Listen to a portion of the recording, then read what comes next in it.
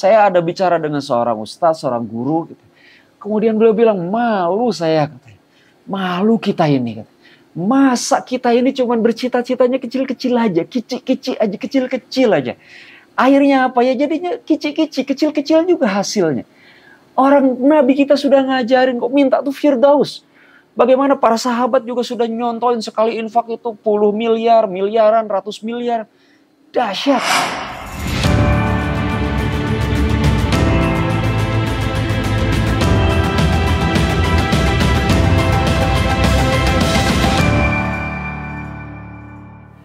Nah, kita lanjut ke bagian kedua. Jadi setelah yang pertama itu semua hal yang terkait dengan keyakinan, ya Masya Allah itu bagian pertama semua terhadap Allah, Rasul, terhadap Islam. Dan ingat ya, kita lagi kecil apa coba doa kita? Raditu billahi robba wa bil islami dina wa bi Muhammadin nabiyya wa rasulah. Kita katanya ridho dengan Allah sebagai Tuhan kita. Kita katanya ridho dengan Islam jadi agama kita. Kita katanya ridho dengan Nabi sebagai Rasul yang kita teladani. Itu konsekuensi logis dari statement asyhadu alla ilaha illallah wa asyhadu muhammadar rasulullah. Itu kita ridho dengan itu semua. Tapi kenapa kemudian giliran kita mendapatkan tantangan atau ingin kebaikan yang besar, kita nggak bersumberkan kepada sources utama sebagai solusi atau guidance-nya? Berarti kita nggak ridho.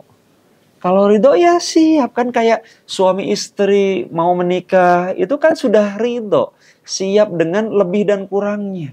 Nah tapi kalau Allah, Rasulullah, Al-Quran, Al-Islam perfect, nggak ada kurangnya. Nah yang ada kurangnya aja kita ridho kok, nerima kok. Pasangan itu ya, orang tua sama anak ridho nerima, anak sama orang tua ridho nerima, pasangan suami istri ridho nerima. Kurangnya lah, ini nggak ada kurangnya. Allah nggak ada kurangnya, Islam nggak ada kurangnya, Al-Quran nggak ada kurangnya, Nabi kita nggak ada kurangnya, perfect contohnya. Lah kita nggak ridho dengan contoh-contoh terbaik dan panduan terbaik itu. Hei gimana, kemana aja? Astagfirullahaladzim, pegang kepala, astagfirullahaladzim, Masya Allah. Nah jadi secara organisasi bisnis itu kita sebagai pengusaha juga bisa kalah tanda kutip ya dalam berjuang ketika kemudian yang kedua ini kita tidak pahami. Kalau yang pertama tadi ya, yang kedua ini apa? Penyakit-penyakit mental yang nempel kepada kita sebagai manusia. Jadi apa penyakit-penyakit mental itu? Nah yang pertama adalah penyakit mental itu penyakit hati ya, penyakit hati. Nah jadi maksudnya gini, kenapa disebut penyakit mental atau penyakit yang bersumber dari hati? Nabi SAW itu mengatakan begini, dari Abu Abdillah An-Nu'man bin Bashir radhiyallahu anhuma, beliau berkata bahwa ia mendengar Rasulullah SAW bersabda, ketahuilah setiap raja memiliki tanah larangan, dan tanah larangan Allah di bumi ini adalah perkara-perkara yang diharamkannya. Ingatlah di dalam jasad itu ada segumpal daging. Ingat ya dengan hadis ini, ada segumpal daging. Jika ia baik, maka seluruh jasad akan baik. Tapi jika ia rusak, maka seluruh jasad akan ikut rusak. Ingatlah, segumpal daging itu adalah hati itu jantung. Hadis riwayat Bukhari Muslim, Masya Allah. Jadi penyakit hati ini bahaya banget gitu. Apa penyakit hatinya seorang pengusaha? Satu, terlalu meremehkan kekuatan kompetitor. Kalau tadi terlalu takut urusannya tauhid, nah kalau ini kesombongan, merasa lebih baik. Itu ya. Terlalu meremehkan. Oh dia mah apa sih gitu kan. Aduh, hati-hatilah ya. Itu penyakit mental yang pertama, terlalu meremehkan atau merasa lebih baik dari yang lain. Sungguh dalam Madarij As-Salikin itu dinyatakan begini, sungguh engkau ketiduran sepanjang malam lalu menyesal di waktu paginya. Jadi ketiduran tuh maksudnya nggak sholat malam atau misalkan bahkan ke siangan subuh gitu ya. Engkau ketiduran sepanjang malam lalu menyesal di waktu pagi, lebih baik daripada melewati malam dengan ibadah tapi kemudian merasa bangga di pagi harinya. Itu karena apa? Karena orang yang sombong amalannya nggak akan diterima, nggak akan naik kepada Allah Subhanahu Wa Taala, nggak akan diterima sama Allah. Nauzubillah min dzalik. Artinya apa? Seorang pengusaha ketika sudah ada dia merasa lebih baik dari yang lain, merasa dia mah ketinggalan, dia mah kalah. Udahlah itu mah. Kalau mungkin dia menang, wah ini udah kita kuasain, udah kita kuasain. Mungkin, udah, dia siap-siap aja. Minimal di mata Allah dan Rasulnya, itu dia sudah menjadi pengusaha muslim yang kalah, minimal. Tapi bisa jadi juga faktanya itu akan menghancurkan. Karena kesombongan itu cuma nunggu waktu aja. Nah yang kedua apa? Yang kedua, ini lain lagi. Yang kedua, hasad dengan keunggulan yang nampak gitu ya di kompetitor. Kan biasa ya, kita suka dengar istilah ini loh teman-teman, rumput tetangga lebih hijau. Rumput tetangga lebih hijau, padahal apa? Padahal benar. Kenapa benar? Karena tetangga rajin diurusin rumputnya, rajin dipotong. Gitu ya. Maksudnya itu hasad, iri gitu. Nah, orang yang hasad itu udah rusak mentalnya, udah mental loser. Kenapa mental loser? Ya, dia sukses, hebat ya ini. Kamu nggak tahu aja aslinya. Tapi hebat loh dia gini. Kamu nggak tahu aslinya. Itu bisa gitu, itu bukan apa-apa, itu dapat nyogok itu. Coba kalau dia kayak saya, itu murni, asli, apa namanya, tawar-tawaran hal itu, orang hasad bisa gitu. Padahal dia cuma nebak-nebak aja. Wah itu luar biasa bisnisnya loh. Iya gitu, beneran. Iya, ya itu kan karena pamannya gitu. Nah, misalnya, itu kan jaringan pamannya, bukan dapat kerja keras dia, bukan karena dia hebat. Hasad dengan kebaikan orang lain. Jadi kalau kita sudah seperti itu, hidupnya, akhirnya apa yang dilakukan oleh si pengusaha itu, dia setiap kali si temennya tanda kutip ya pengusaha yang tadi lah tanda kutip kompetitor itu gitu ya, itu jadinya dia hasad aja, dia sibuk aja dengan ngomongin, dengan ngomong, akhirnya dia nggak kemana-mana. Tapi kalau kemudian dia ubah kan beda ya. Dia berhasil loh. Gitu ya. Wah, berarti kalau dia bisa, saya juga bisa. Bahkan harus bisa lebih baik. Kan asik ya kalau seperti itu. Lempeng aja, happy aja gitu. Mentalnya selalu mental yang terbaik. Kalau sudah hasad, udah jatuh lah. Di surat An-Nisa ayat 32 itu Allah mengatakan begini, dan janganlah kalian iri hati terhadap apa yang dikaruniakan Allah kepada sebagian kalian lebih banyak dari sebagian yang lain. Karena bagi orang laki-laki ada bagian dari apa yang mereka usahakan, dan bagi para wanita pun ada bagian dari apa yang mereka usahakan. Dan mohonlah kepada Allah sebagian dari karunia-Nya. Sesungguhnya Allah Maha mengetahui segala sesuatu. Bahkan di ayat lain juga Allah mengatakan Allah itu melebihkan sebagian orang manusia dan melebihkan rezeki di sebagian orang, dan Allah juga menyedikitkan sebagian rezeki dari sebagian manusia gitu. Itu memang ada takdir yang Allah perjalankan, itu memang tidak sama persis gitu. Beda-beda hasilnya insya Allah. Nah itu yang kedua. Yang ketiga teman-teman, yang ketiga itu, kalau tadi sombong itu meremehkan gitu, kalau ini ke dalam yang ketiga ini, bangga berlebihan dengan kemampuan diri gitu. Bisnis saya, ya itu siapa dong? Ide saya. Kalau bukan karena ide saya, udah bangkrut kita. Habis kita coba, siapa yang berhasil kemudian menjadikan bisnis ini selamat dari bangkrut? Kan ide saya. Wah, itu. Dia lupa tadi itu. Ma asobaka min hasanatin faminallah. Itu kan sengaja Allah ingatkan kepada manusia yang sering lupa diri kayak kita-kita ini. Manusia yang jahil, yang bodoh kayak kita-kita ini. Supaya tidak sombong pada saat ada prestasi kebaikan, rezeki nomplok yang besar gitu ya.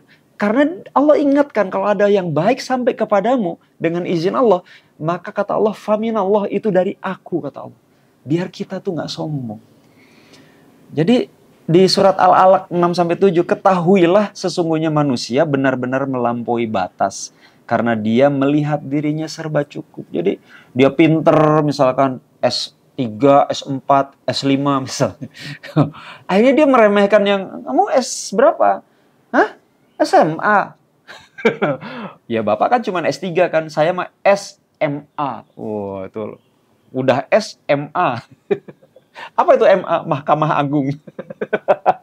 Aduh, ngaco bin error. Jadi apapun yang kemudian dijadikan kelebihan, orang akan digoda sama setan untuk menjadikan kelebihan itu supaya dia merasa lebih baik dengan kelebihannya. Orang yang kaya raya, dia akan diuji dengan kekayaannya untuk dia ingin menampilkan kesuksesannya. Nauzubillah. Yang ganteng, yang cantik, dia akan tergoda untuk menampilkan kegagahan badannya. Kalau yang laki-laki keren karena workout misalkan gitu ya, biar kelihatan menonjol gitu ya. Di sana sini menonjol. Perempuan juga misalkan dan seterusnya lah. Nah, maka bangga berlebihan ini akan membuat kita lalai, ceroboh, lengah. Itu bahayanya. Jadi dari mana kita harus aware dengan ini? Belajar dari kisah perang Hunain. Coba kisah perang Hunain itu udah baru menang, baru Futu Mekah, belum lama dari kemenangan Futu Mekah itu, kemudian perang Hunain lah, nggak terlalu lama lah dari situ. Pasukan banyak sekali, secara mental sedang unggul, persenjataan banyak segala macam. Jadi merasa gagah. Sementara calon lawannya jauh lebih sedikit. Tapi di lembah Hunain, itu dibikin kocar-kacir dengan izin Allah. Pasukan yang besar itu, pasukan muslim, sampai luar biasa, kocar-kacir, berantakan. Sampai akhirnya Nabi kemudian meminta Abbas yang suaranya lantang untuk memanggil siapa yang mau bertempur dengan Nabi. Dan itu akhirnya jumlahnya sedikit tetapi solid. Dan akhirnya menang. Lihat, jadi kehebatan, kebesaran, jumlah itu dan segala macam itu bisa menjadi jebakan yang membuat kita lengah, lalai. Nauzubillah. Lalu yang berikutnya adalah penyakit mental yang berikutnya, menghindar. Kita mundur dari gelanggang, dari kompetisi, dari fight, dari perjuangan, dari cita-cita yang besar, ingin memberikan kebaikan yang besar.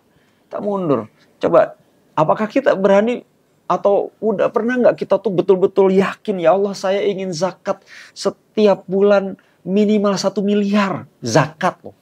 Misal, berarti kan penghasilannya berapa? Atau ya Allah saya pengen 2 tahun lagi zakat saya tiap bulan itu 10 miliar. Ya itu kan Masya Allah gitu. Cita-cita kan ya Firdaus. Emang kamu qiyamul lailnya berapa jam semalam? Ya gitu deh gitu. Tapi doa Firdaus kan gak dilarang. Masya Allah. Ya kalau kita jadi pedagang yang jujur, pedagang yang amanah, yang adil gitu ya, timbangannya segala macam. Masya Allah. Kan dengan Nabi, para sidikin, para solihin, para suhada, dengan Nabi gitu, Masya Allah. Satu surga. Itu cita-cita kurang apa lagi coba. Udah satu surga dengan Nabi itu, Masya Allah.